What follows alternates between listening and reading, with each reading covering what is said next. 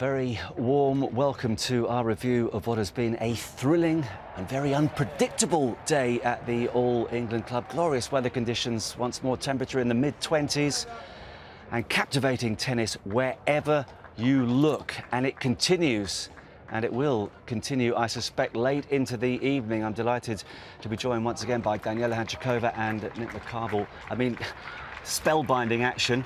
I'm looking over your shoulder. Nick Kyrgios and Rafael Nadal have just gone into a fourth set. Nadal leading by 2-1. What have you made of the drama unfolding over there? I mean, what a day, what a drama on that court, and it's absolutely what everyone expected. And we have to give so much credit to Rafa, how he's able to just ignore everything that's going on the other side of the court, because I know we might have a little disagreements here, but I just think it's so disrespectful. So good job to Rafa that he's going the way he is. But it has created a cauldron-like feel inside centre court. We've been waiting for the underarm serves.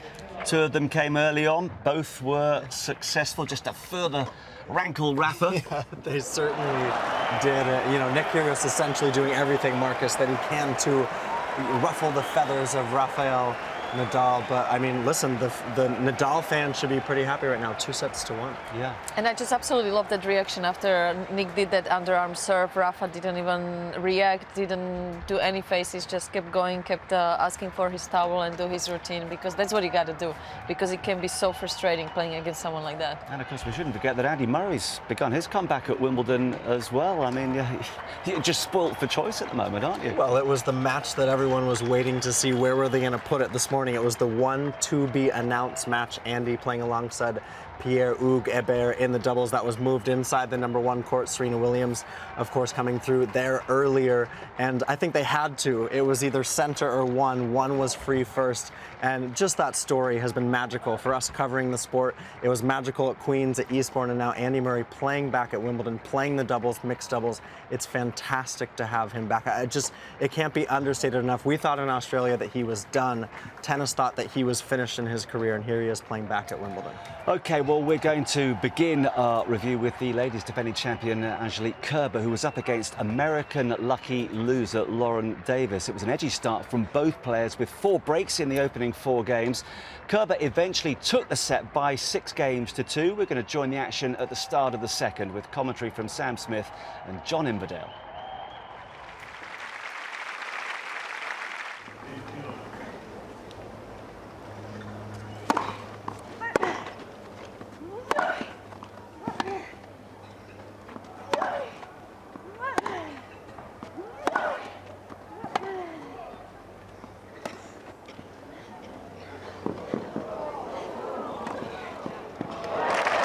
Well, she moved well enough there, Lauren Davis, although she's feeding it a bit now.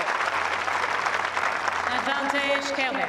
But there was only really one place that she could put that ball, and Kerber was there waiting.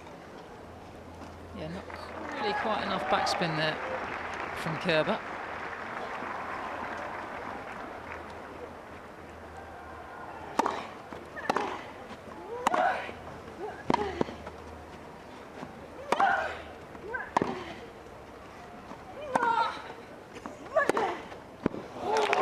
Shot. Use. This is a shot that she's always had from juniors back in the day. As a 17-year-old, she won the Orange Bowl, which is the unofficial World Championships of junior tennis.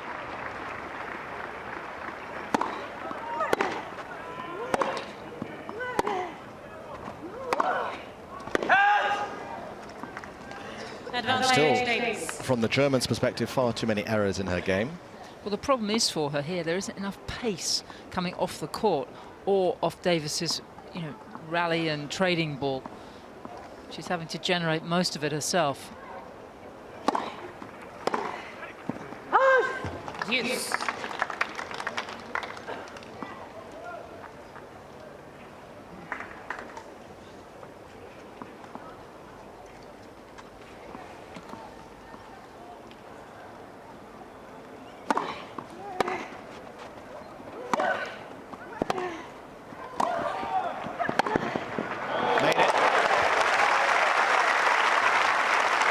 Kerber swats away at an imaginary ball because she knows she should have done more with this volley.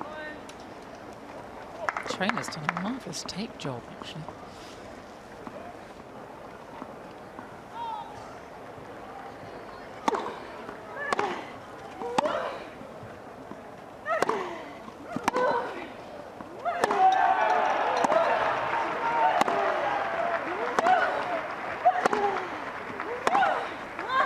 Well, we begin the second set as we began the first, with a break of the Kerber serve. Second set.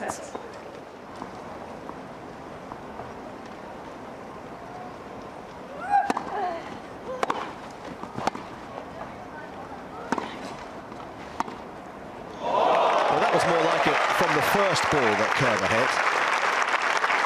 And then like a balloon, it kind of went "Bleh," and there wasn't a huge amount of commitment going into the net there, and that was a very well struck shot from Davis to win the first point of this match, and potentially a game that can win in a set.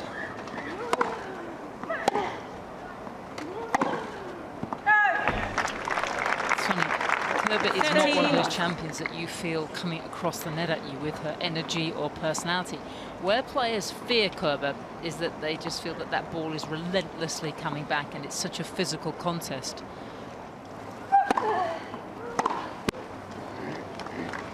Love.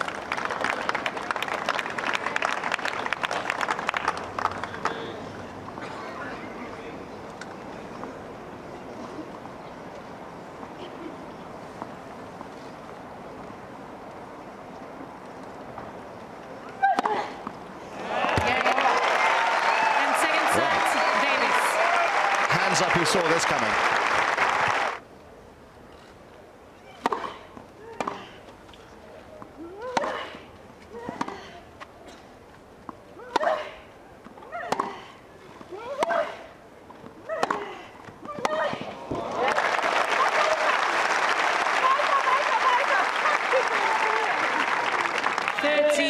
And Kerber's getting very distressed and very frustrated. And Lauren Davis is playing a very canny game here.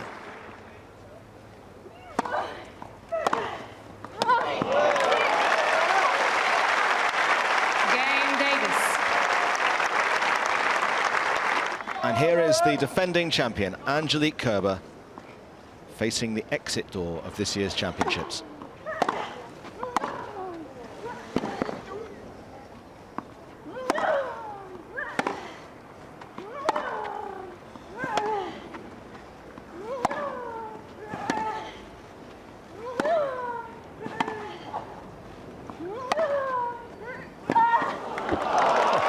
What a rally that was. 2 or 3 occasions, Kerber's ball was flirting with the line. Davis is still going to have to just go out there and take this.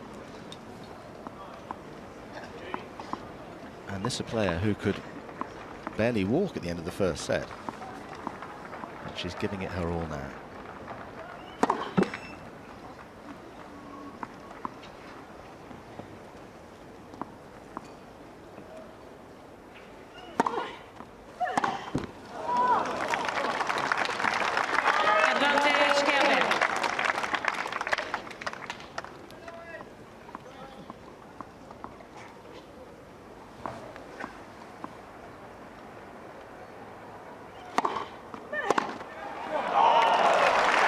In the hitting zone, but you've still got to hit it. 44 clean winners. In a match in which Kerber's only hit 11.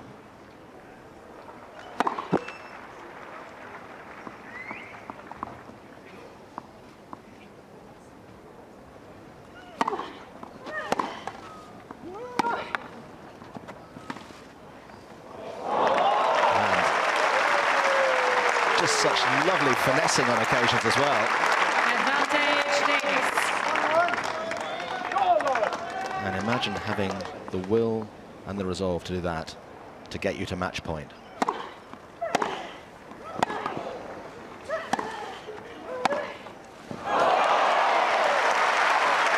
The champions are champions. That's the first time today in an hour and 53 minutes tennis that we've seen Kerber do that.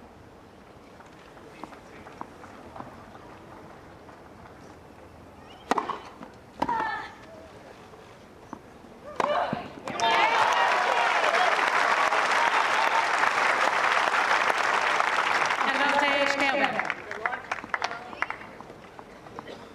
She couldn't, could she?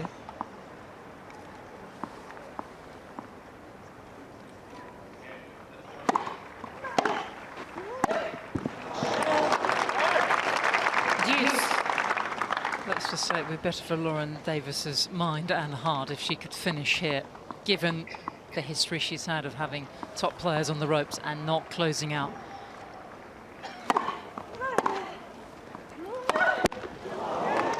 Well, Kerber's given her another opportunity now. They always say the hardest point to win is the last point.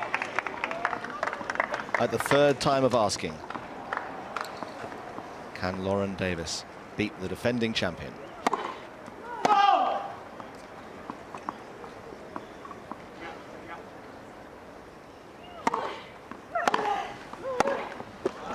She's done it. Game 7 match. Dad's a doctor, her mum's a nurse. Operation Kerber executed to perfection by Lauren Davis. After losing the first set 6-2, she then wins 6-2, 6-1 in just under 2 hours.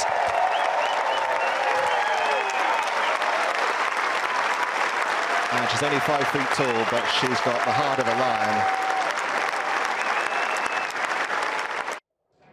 Well, she may have been strapped like a mummy, but that's a terrific victory for Lauren Davis and Angelique Kerber's earliest exit here since 2013. Something clearly wasn't right with the defending champion, Danielle. Yeah, and Angie said it after the match that for some reason she felt like she didn't have enough energy. It's understandable, defending the title, there is so much pressure and you waste so much mental energy trying to stay cool, even though, you know, it's not an easy thing to do. And I thought she handled it really well in the first match, so I was really surprised with this. And hopefully it's nothing serious and that she's going to recover well and be ready for the American hardcore tournaments. And the ups and downs of professional tennis. There's Lauren Davis, a lucky loser, suddenly beating the defending champion. Oh, it's amazing, Marcus. We actually spoke with her after that win, and Lauren Davis really even-keeled about everything, but said that she felt like she was given a second life in this tournament. She was really disappointed to lose in the qualies, but now to come through into the third round, she's got a part of the draw where she could feel like she could move into round 4, and she's someone who just hangs around. But when you look at the stats in that match, she gets a lot of balls back. She hit 45 winners today. She hit through Kerber, and that was the kind of tactic you would have asked Angelique to use against Davis, who was also a human wall. But hey, if you're going to hit 45 winners in a women's match in a best of 3, you're usually going to walk away the winner. Well, Kiki Bertens was another of the favourites in the ladies singles draw, but she faced another American, hoping for a July the 4th upset. Sure enough, Taylor Townsend won the first set, and we pick up the action with Townsend serving for victory in the second, and commentary this time comes from Louise Pemming and Nick Mullins.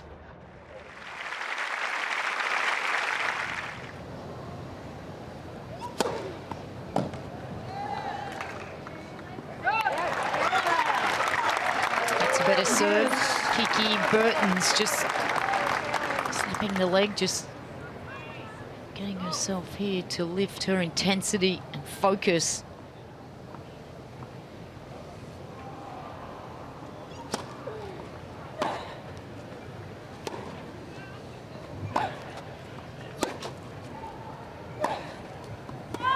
Gone long. Match point, Taylor Townsend. Oh, that was edgy. Yes.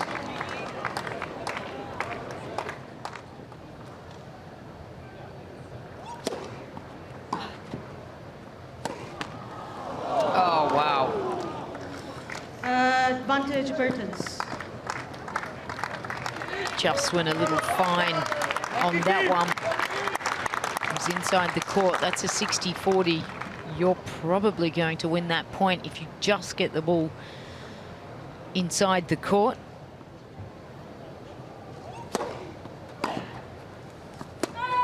Yes.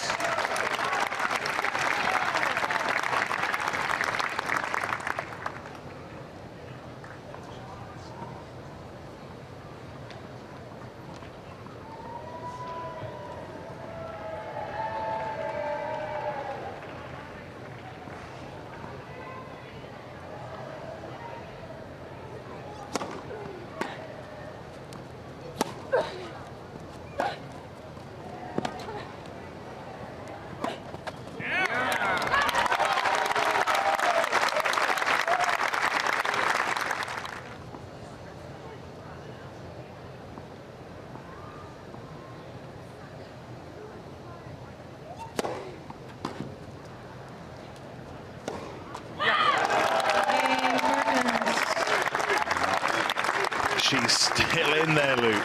She's refusing to give this up. Yeah, that's tough for Six Taylor. Had games a chance to take this match out and just couldn't quite do it. Obviously, it's a nervy moment for Taylor Townsend.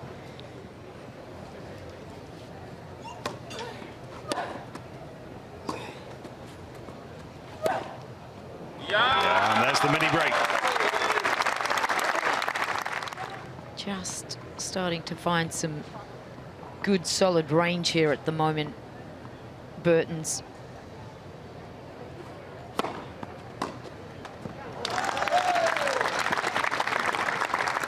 Five, 3, Bertens.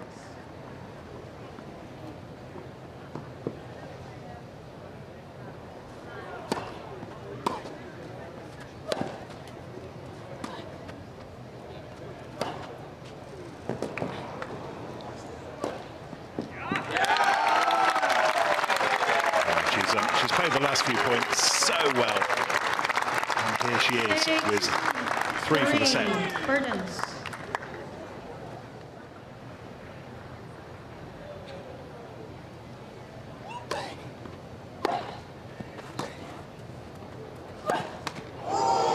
Oh, one missed, one opportunity Games there ball, inside the Bertens. court. Weight moving forwards. Just tried to do a little too much.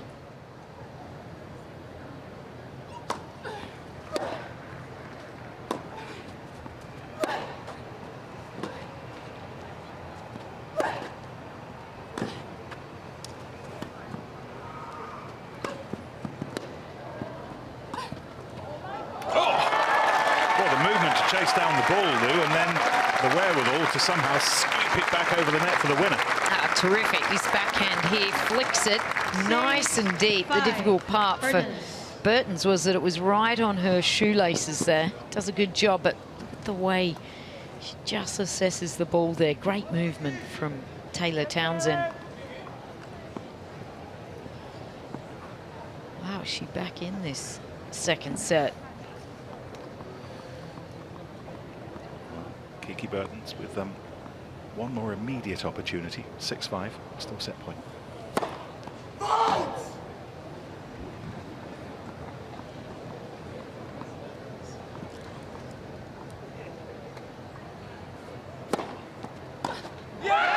And there it is. And we are heading into a third set. And last season's quarter-finalist is still punching.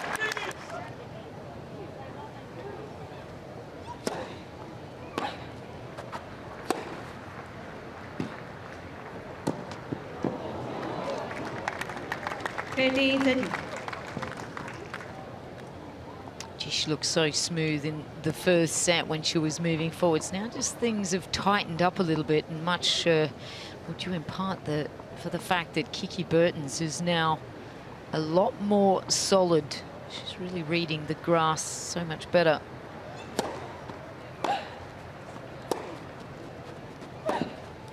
Struggled to find the timing of Taylor Townsend's variation that she's been playing.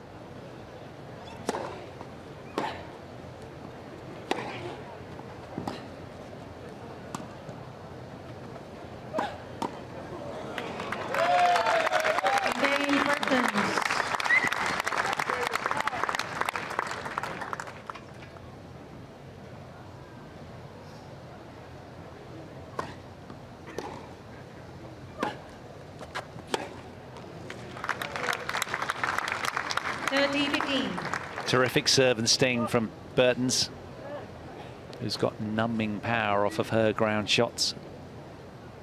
For Taylor Townsend, who says time is running out. But people feeling a lot of sympathy for her right now, the American.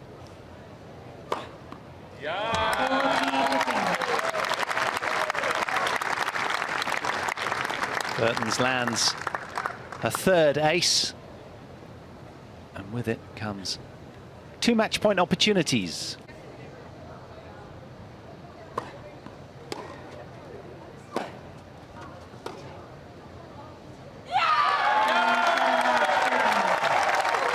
Look at that reaction. She is utterly relieved. Kiki Bertens stumbles through on a tricky day. She was rhythmless from the start, fended off a match point.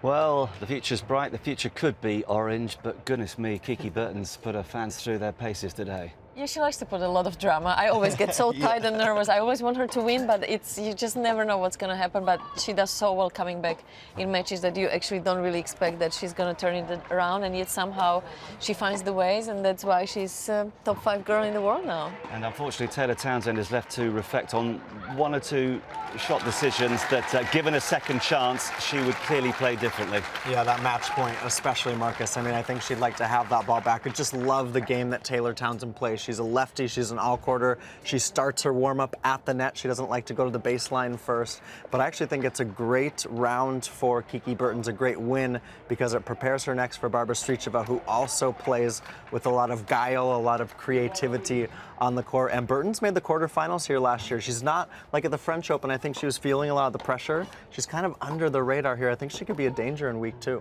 And you hear a lot of players say once they've saved a match point that they start to feel it could be their fortnight. I don't know if you were one of those, but it often works that way, doesn't it? Definitely. It's actually the same little bit like we just saw with lucky loser Lauren Davis. The same thing. You almost feel like you are on the way to the airport and suddenly you come back and get your credentials ready for another match. So it's just when you feel really depreciation being part of the tournament again, because sometimes you forget that you put so much pressure on yourself. You just want to win, win, win, and you don't realize where you are in the most holy place that we've got on the tour. And when you are almost out of the tournament and then you come back, this is when you become really dangerous, because I'm sure from now on she's going to enjoy every single day she gets to spend here. So okay for Kiki in the end. A sad day for Marcus Baghdatis and his legion of supporters. The 34-year-old Cypriot had made it clear that this would be his last professional tournament. He got through one round, but Matteo Berrettini proved too strong for him on court 2. A straight sets defeat for Marcus, but he leaves us with so many memories. A semi-finalist here back in 2006, the same year he got to the final at the Australian Open.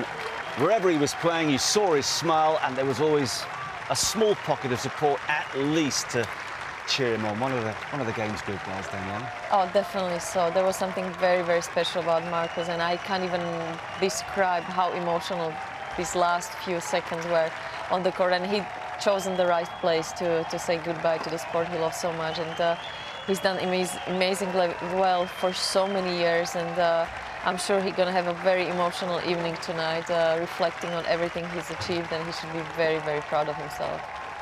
We're going to miss him, aren't we? Yeah, no, it's just beautiful. I mean, I'm taking this in too. You just feel like every player wants this sort of send-off in their career. He was emotional with us earlier this week when we spoke, and at 34, coming through, winning a round, and you can see how much he's been top 10. He's been a Grand Slam semi-finalist here, a finalist at the AO Marcus, as you mentioned, and he was a guy for years, especially when you were on tour, Daniela. Everyone wanted to see whatever court he was playing on, and just, you know, huge respect to the Cypriot.